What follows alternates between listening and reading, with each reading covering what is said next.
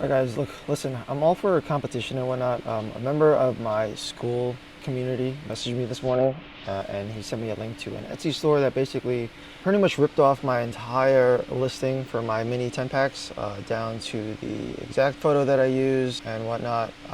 So pads 3D, dude, like I'm all for competition, right? I share everything on YouTube sort of to teach you guys. And listen, I'm all for competition, but like, dude, just at least take your own photos. You know, it's not the end of the world. I don't own copyrights to 10-pack mini animals, but I do own the copyright to the images. So just take your own photos, dude. If you're watching this, you know, that's just my advice. Like I said, just take 5-10 minutes, take your own photo and upload it to your Etsy page, right?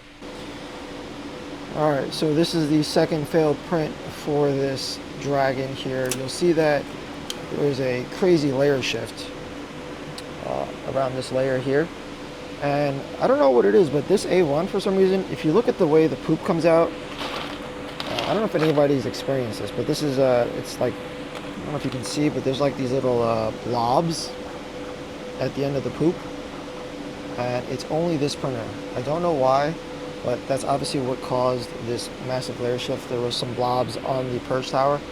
So if anybody has any suggestions as to why, default settings, 0.16 millimeter layer height in Bamboo Studio. All my other printers, right, the poop kind of looks like this. They're regular poop on the A1 printer, so I don't know what is going on with this guy. In other news, we're doing some test prints for minis. We're going to be doing some Halloween themed packs. This is also a test print. Just waiting for some orange to come in. These are supposed to be pumpkins, so we're doing some test prints for the pumpkins.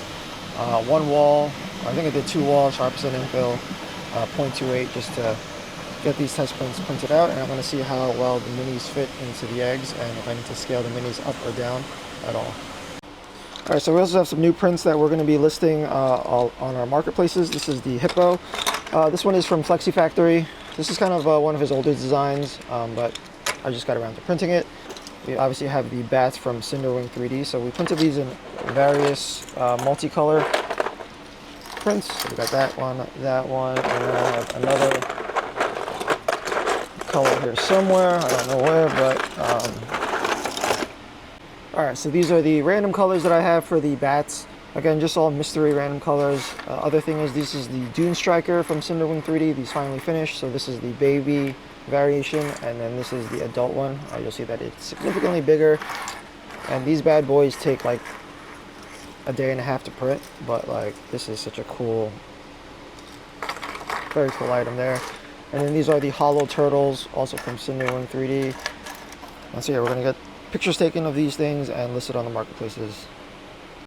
All right, so we got all the minis and the test. These are all test prints. This is the cauldron that I test printed, and basically, I'm sorry, it's not a cauldron, it's a pumpkin. I don't have orange currently, so I just printed it in a random black color.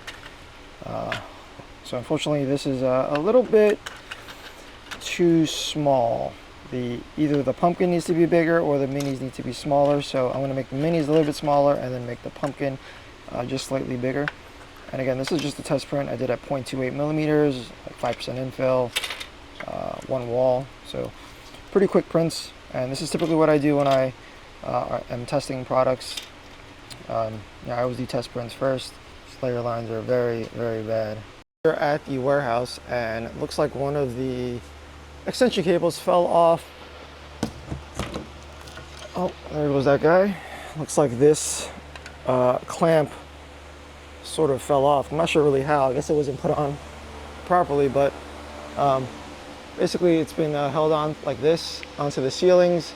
You guys can see that, but it looks like that. And that's how I loop the extension cords. So it looks like this one just fell over. Unfortunately, I do not have my ladder here, so we're just gonna put this extension cord nice and safe away up here for now.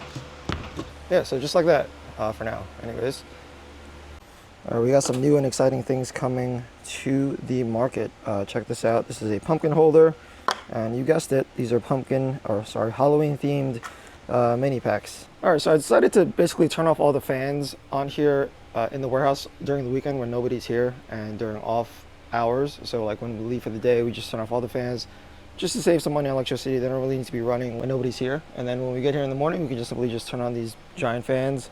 I also moved my Anycubic Cobra Max 2 up here on top of this shelf, just to save some space, desk space. I didn't like it that it was on the FlexiSpot desk over there. So I moved it up here. The only downside is I need a chair to access this printer. So basically I just take this chair over here, and then I just plop it down here, and then I climb up. Oh Jesus. And there we go. And these are still printing these sword pieces. So I only restart these like once every day. And these are like 22-hour prints. Dragons. I mentioned in my previous video that I applied to Amazon Handmade, and I got approved. I checked out the platform and the listing process.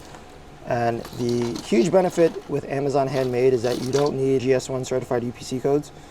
So essentially that kind of eliminates a huge barrier to entry for people who are hesitant about getting into Amazon in general, because the GS1 certified barcodes, you spend up to like $1,000, there's $500 to $700 depending on how many barcodes you need. But Amazon Handmade completely eliminates the fact that you need barcodes. So if you're an Etsy seller and you want to transition to Amazon Handmade, I suggest applying for the Handmade platform.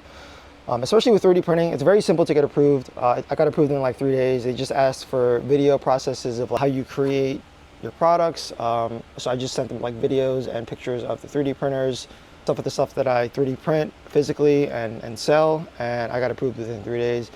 And again, when you make your listings on Amazon Handmade, you do not need a GS1 certified barcode or any barcode of that matter, period. You can pretty much just list something and have it listed on the marketplace.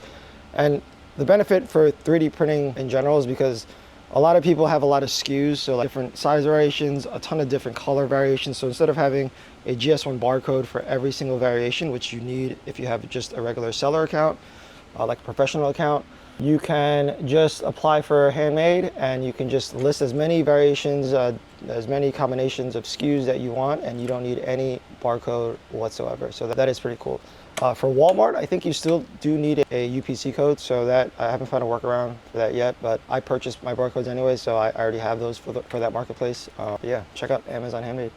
All right, so we've moved the FlexiSpot desk over here for now. I think what I'm gonna do with this desk is we're gonna attach the monitor arms that I purchased as well, set up a secondary shipping station here on this side, and also use the other half as my photography area, because I like that we have like the natural light coming from the bay door. And I have some other lights that I can set up on the right-hand side to match the lighting that's coming from the bay door. So we're gonna use this spot. I was actually taking product pictures just outside in the natural light.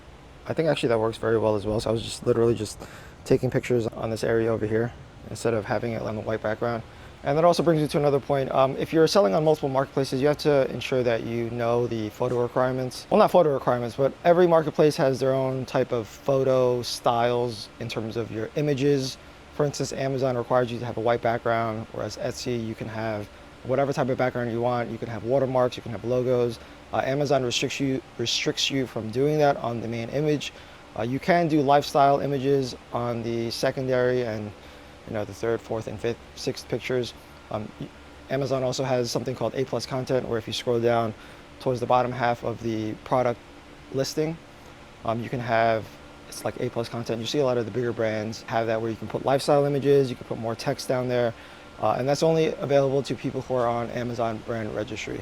So it's not available to every seller. And to get onto Amazon brand registry, obviously you need to have a USPTO trademark, etc.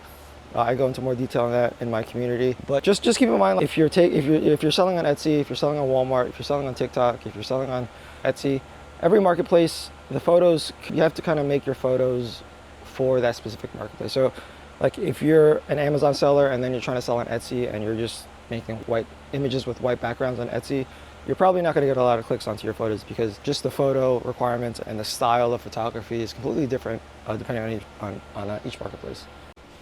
And as we get ready for Q4, I'm debating if I should get more printers in this space. So basically, get more of these style shelvings from these 4-tier shelving systems from Costco. Similar how I have these bays set up here, where I have 1, 2, 3, 4, 5, 6 on each shelf system. And basically fill out this these shelves with more printers, so I can fit 2, 4, 6, 12 printers here, and then maybe do another row here of 6, 12. So wait, 12, 12, 12. So that's 36. And then even convert this rack over here from, so that's 3 racks of 12. That's only because I have 3 outlets here that we're not using here. So each one of these, I can essentially put 12 more printers onto each one of these, possibly 13, 14. And so that's, I think, what I might do.